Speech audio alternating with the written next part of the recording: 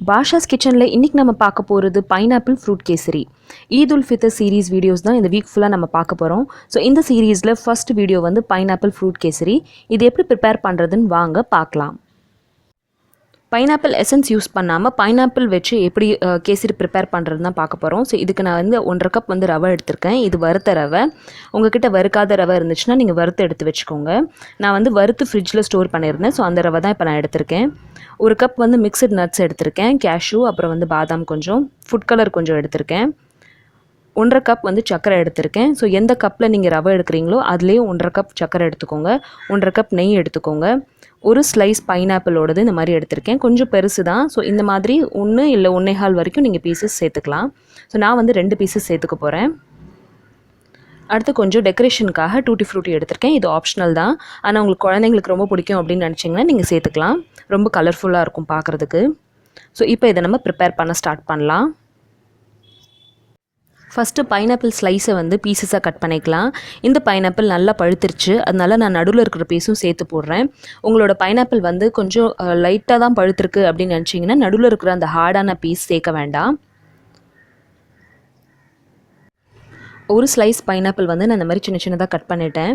இன்னொரு ஸ்லைஸில் சைடில் இருக்கிற பீசஸ் நல்லா பழுத்த பீசஸ் மட்டும் எடுத்துகிட்டு நடுவில் இருக்கிற பீஸை எடுத்து வச்சுட்டேன்.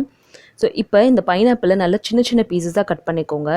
ஸ்லைஸில் சின்ன சின்னதாக உங்களுக்கு ரூட் இருந்துச்சு அப்படின்னா அதையும் எடுத்துருங்க. இல்லாட்டினா வந்து நம்மளுக்கு மிக்சியில் இது அரையாது. இப்போ வந்து இந்த பைனாப்பிளோட பியூரே நம்ம ரெடி பண்ண போகிறோம். அதுக்கப்புறமா தான் அந்த கேசரி நம்ம ப்ரிப்பேர் பண்ண ஸ்டார்ட் பண்ண போகிறோம். ஸோ இப்போ நம்ம பைனாப்பிள் கேசரி யூஸ்வலாக செய்கிறது வந்து நம்ம எசன்ஸ் போட்டு செஞ்சோம் அப்படின்னா அதில் வெறும் வாசனை மட்டும்தான் இருக்கும். பைனாப்பிளோட ஸ்ட்ரென்த்தோ இல்லை வந்து அந்த ஃப்ரூட்டோட எசன்ஸோ வந்து சுத்தமாக கொஞ்சம் நார்மலாக நேச்சுரலாக இருக்காது. ஆனால் நீங்கள் பைனாப்பிளோட ஸ்லைசஸே சேர்த்து நீங்கள் கேசரி செய்யும்போது உங்களுக்கு நேச்சுரல் அதில் வந்து ஃப்ளேவர்ஸும் நேச்சுரலாக அந்த பைனாப்பிளில் என்னென்ன உங்களுக்கு நியூட்ரிஷன் இருக்கோ எல்லாமே அதில் சேரும். இப்போ இந்த கட் பண்ண அந்த பைனாப்பிள் பீசஸை நம்ம ஒரு மிக்ஸி ஜாரில் சேர்த்துடலாம். இதில் இன்னும் கொஞ்சம் நம்ம தண்ணி சேர்க்காமல் கொஞ்சம் சர்க்கரை சேர்த்துக்கலாம். ஒரு 1/2 கப் சர்க்கரை சேர்த்துக்கோங்க. இதோட சேர்த்துட்டு இப்போ இதை நம்ம அரைச்சி எடுத்துக்க போகிறோம். பியூரே மாதிரி கொஞ்சமாக தண்ணியும் சேர்த்துக்கோங்க. அரைக்கும் போது ஒரு 1/4 கிளாஸ் தண்ணி இதில் சேர்த்துக்கோங்க. இப்போ இதை நான் வந்து 2 பவுலில் இந்த மாதிரி எடுத்து வச்சிடுறேன். ஸோ ஒரு 1லேருந்து 1.25 கப் வரைக்கும் எனக்கு இந்த பைனாப்பிள் பியூரே வந்து கிடச்சிருக்கு. இப்போ நம்ம கேசரி செய்ய ஸ்டார்ட் பண்ணலாம். ஒரு ஃப்ளாட்டான பேனில் 1/2 கப் நெய் சேர்த்துக்கோங்க. நெய் சூடானதுக்கப்புறமா இதில் நம்ம ரவை சேர்த்துக்கலாம். ரவையை இந்த நெய்யில் நல்லா வறுக்க விடுங்க. ஒரு 5லேருந்து 8 நிமிஷம் ஆகும் இந்த ரவை வந்து வறுந்தெடுக்கிறதுக்கு. ஃப்ளேம் லோ பண்ணிடுங்க. ஹை ஃப்ளேமில் கண்டிப்பாக வறுக்காதீங்க. ஹை ஃப்ளேமில் வச்சு வறுத்தீங்க அப்படின்னா ரவையோட கலர் வந்து சேஞ்ச் ஆயிரும். இப்போ இந்த பைனாப்பிள் கேசரி பண்ணும்போது உங்கள்கிட்ட புளிப்பான பைனாப்பிள் இருந்துச்சு அப்படின்னா நான் காமிச்ச பவுலில் 3/4 பவுல் இல்லாட்டினா வந்து 1/2 பவுல் போடுங்க. ஸ்வீட்டான பைனாப்பிளாக இருந்துச்சுன்னா நீங்கள் 1 பவுல் போடலாம், இல்லை 1.25 பவுலுக்குள்ளே சேர்த்துக்கலாம். ஆனால் உங்களுக்கு பைனாப்பிள் புளிப்பாக இருக்குது அப்படின்னு நினச்சிங்கன்னா நீங்கள் பைனாப்பிள் வந்து கம்மி பண்ணிக்கோங்க. இல்லாட்டினா கேசரி வந்து புளிப்பாயிரும். ஒரு 5 மினிட்ஸ் கை விடாமல் இதை கிளறிட்டே இருங்க. ரவை ஒரு 8 நிமிஷமாக வறுத்ததுக்கப்புறமா இதில் இப்போ நம்ம இந்த பைனாப்பிளோட பியூரே சேர்த்துக்கலாம். ஸோ என்கிட்ட 1.25 கப் பைனாப்பிள் பியூரே இருக்குது. நான் எல்லாத்தையுமே இதில் சேர்த்துடுறேன். இந்த எசன்ஸ்க்கு நீங்கள் 2 கப் ரவை கூட சேர்த்துக்கலாம். இப்போ நம்ம எடுத்து வச்சுருக்க சர்க்கரையும் இதில் சேர்த்துக்கலாம். எல்லாத்தையும் நல்லா மிக்ஸ் பண்ணிடுங்க. இந்த சுகர் வந்து நம்மளுக்கு மெல்ட் ஆகி ரவையோடு நல்லா மிக்ஸ் ஆகணும். ஸோ வாட்டரி கன்சிஸ்டன்சி வரும். அதனால கை விடாமல் அதை கிளறி விட்டுட்டே இருங்க. அடுத்ததாக நம்ம தண்ணி சேர்த்துக்கலாம். நம்ம உப்புமாவில் எப்படி தண்ணி சேர்த்துக்குவோமோ அதே அளவு தான் சேர்த்துக்கணும். ஸோ இந்த கிளாஸில் நான் 1.5 கிளாஸ் ரவை எடுத்திருந்தேன். இப்போ இதே கிளாஸில் அளந்து 3 கிளாஸ் தண்ணி ஊற்றணும். ஆனால் வந்து நான் இதில் 2 கிளாஸ் தண்ணி ஊற்றிட்டு 1 கிளாஸ் வந்து பைனாப்பிள் பியூரே இருந்துச்சு, அதனால நான் அதை சேர்த்துக்கிட்டேன். ரவை வந்து உங்களோடது கொஞ்சம் பெருசாக இருக்குது அப்படின்னா இன்னும் ஒரு 1/4 கிளாஸ் எக்ஸ்ட்ரா கூட நீங்கள் தண்ணி ஊற்றலாம்.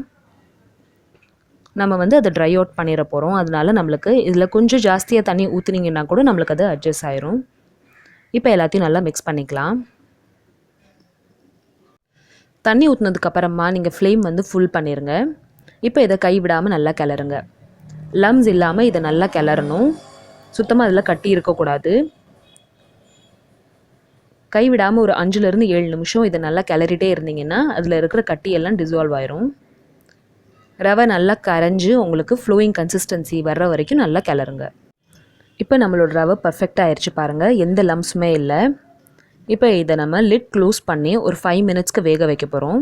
ஏன்னா அப்போ தான் நம்மளுக்கு ரவை வேகும். ஸோ ரவை வந்து இந்த மாதிரி ஒயிட் கலரில் உங்களுக்கு நடுவில் தெரிஞ்சிச்சு அப்படின்னா இன்னும் வேகலைன்னு அர்த்தம்.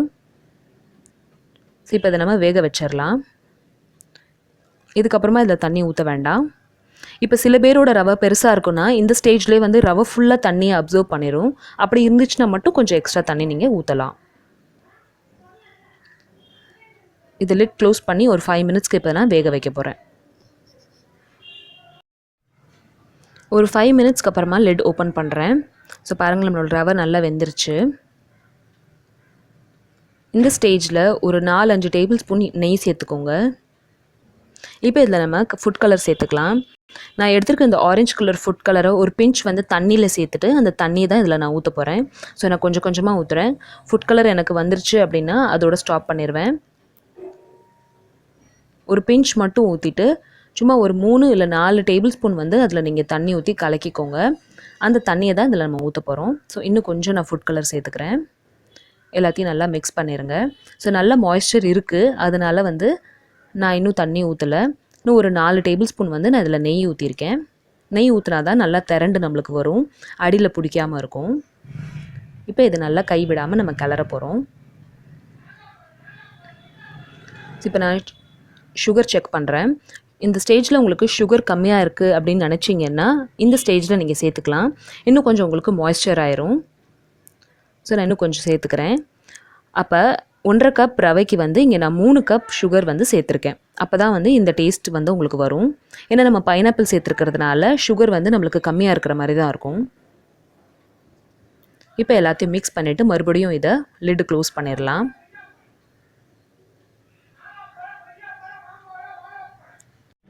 இப்போ நம்மளோட கேசரி ஒரு 5 to 7 மினிட்ஸில் ரெடி ஆயிரும்.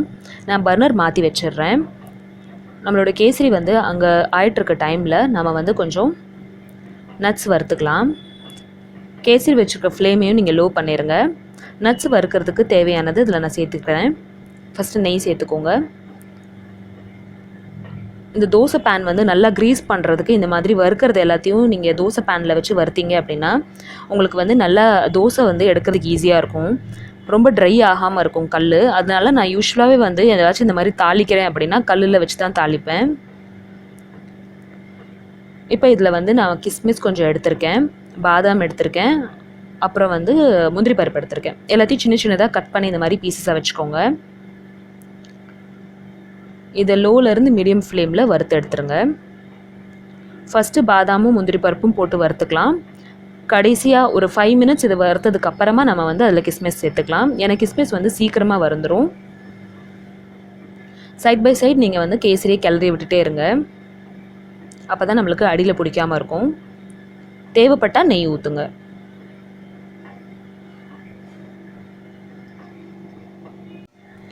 நம்மளோட ரவை கேசரி நல்லா வெந்து ரெடி ஆயிடுச்சு. இந்த ஸ்டேஜில் தான் நம்ம நட்ஸ் எல்லாம் சேர்த்துக்கணும். ஸோ நட்ஸ் எல்லாத்தையும் இதில் நம்ம சேர்த்துடலாம். கிஸ்மிஸ் பழம் பாருங்கள் எவ்வளோ நல்லா உப்பி அழகாக இருக்குன்னு.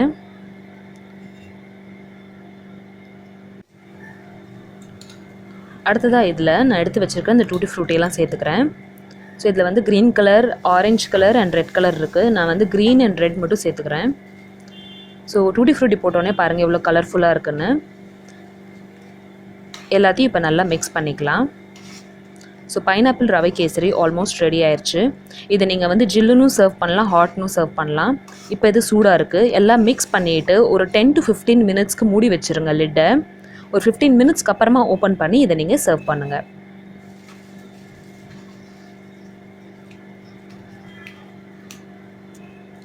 இப்போ நான் அதை மூடி வச்சிடுறேன். 15 மினிட்ஸ்க்கு அப்புறமா நம்மளோட பைனாப்பிள் ஃப்ரூட் கேசரி சர்வ் பண்ணுறதுக்கு ரெடி ஆயிடுச்சு. ஸோ பைனாப்பிள் ஃப்ரூட் கேசரி பாருங்கள் எவ்வளோ கலர்ஃபுல்லாக இருக்குன்னு. பைனாப்பிள் எசன்ஸ் யூஸ் பண்ணாமல் பைனாப்பிள் ஃப்ரூட் வச்சு எப்படி நம்ம கேசரி ப்ரிப்பேர் பண்ணுறது அப்படின்றது இந்த வீடியோவில் நம்ம பார்த்தோம். இதை இப்போ நம்ம சர்வ் பண்ணுறதுக்கு எடுத்துடலாம். இதை நீங்கள் ஜில்லுனும் சர்வ் பண்ணலாம், ஹாட்னும் சர்வ் பண்ணலாம். ஜில்லுன்னு சர்வ் பண்ணுறீங்க அப்படின்னா நீங்கள் ஃப்ரிட்ஜில் வைக்கிறதுக்கு முன்னாடி கொஞ்சம் நெய் தடவிட்டு அதுக்கப்புறமா ஃப்ரிட்ஜில் வைங்க, இல்லாட்டினா ரொம்ப ட்ரை ஆயிரும். ஸோ இந்த ஈத் சீரீஸில் இதுதான் நம்மளோட ஃபர்ஸ்ட் வீடியோ. லைவ் செஷனில் நிறைய பேர் வந்து ஈத் ரிலேட்டட் வீடியோஸ் போடுங்க அப்படின்னு கேட்டிருந்தாங்க. ஸோ அவங்களுக்காக ரம்ஜான் வரைக்கும் ஒரு 4 to 5 வீடியோஸ் வந்து நான் ஈத் ரிலேட்டட் சீரீஸில் போஸ்ட் பண்ண போகிறேன். இந்த ஈத் ரிலேட்டட் வீடியோ உங்களுக்கு பிடிச்சிருந்துச்சுன்னா இந்த வீடியோக்கு ஒரு லைக் கொடுங்க. என்னோட சேனலை ஃபர்ஸ்ட் டைம் பார்க்குறீங்கன்னா கண்டிப்பாக சப்ஸ்கிரைப் பண்ணுங்கள். இந்த பைனாப்பிள் ஃப்ரூட் கேசரியை உங்கள் வீட்டில் இருக்கிற எல்லாருக்கும் செஞ்சு கொடுங்க. அண்ட் உங்களுக்கு இந்த ரெசிபி எப்படி வந்துச்சு அப்படின்றது நான் கமெண்ட் செக்ஷனில் கண்டிப்பாக சொல்லுங்கள். தேங்க்யூ ஸோ மச் ஃபார் வாட்சிங். பாய்.